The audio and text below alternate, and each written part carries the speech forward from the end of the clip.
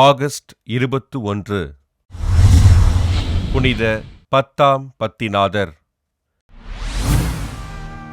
France நாட்டில் ரியேஸ் பகுதியில் வாழ்ந்த ஜியோவானி பட்டிசா சார்தோ மார்கரிதா பெற்றோருக்கு கிபி 1835 ஆண்டு பிறந்தார் திருத்தந்தை பத்தாம் பத்திநாதர்.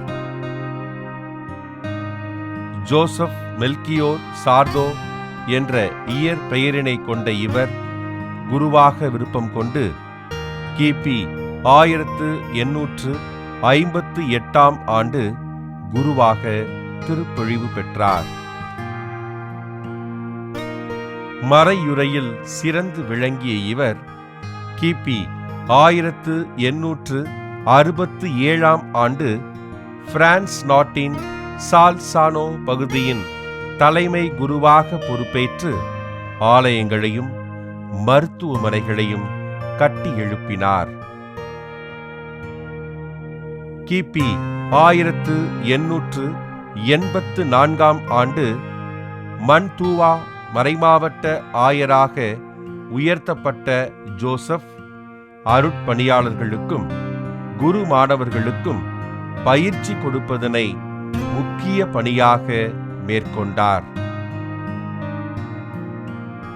கிபி 1893 ஆண்டு திருத்தந்தை 13 சிங்கராயர் அவர்களால் கர்தினாலாக உயர்த்தப்பட்ட ஆயர் ஜோசப் கிபி 1903 ஆண்டு திருத்தந்தையாக தேர்வு செய்யப்பட்டு தம் பெயரினை பத்தாம் பத்திநாதர் என்று தேர்ந்து கொண்டார். கத்தோலிக்க கிறிஸ்தவர்கள் அனைவரும் அனுதினமும் நற்கருணை உட்கொள்ளலாம் என்று அறிவித்த இவர் கிபி 1918 ஆண்டு திருச்சபையின் சட்ட திட்டங்களை திருத்தம் செய்து புதிய சட்ட தொகுப்பினை வெளியிட்டார். ஏழையாக பிறந்தேன், ஏழையாகவே வளர்ந்தேன், ஏழையாகவே இறக்க விரும்புகின்றேன் என்று கூறிய திருத்தந்தை பத்தாம் பத்திநாதர் கிபி 1914 ஆண்டு ஆகஸ்ட் 20 விண்ணகம் சென்றார்.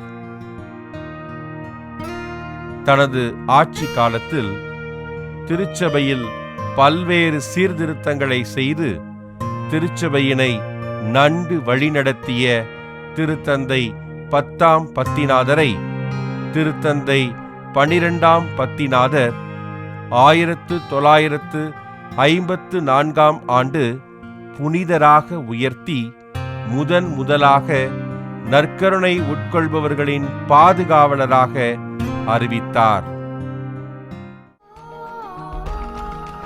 புனித பத்தாம் பத்திநாதர் திருவிழாவினை கொண்டாடுகின்ற நாம் நமது அழைப்புக்கேற்ற வாழ்வினை நேர்மையோடு வாழ்வதற்காக ஆண்டவரிடம் ஜெபிப்போம்.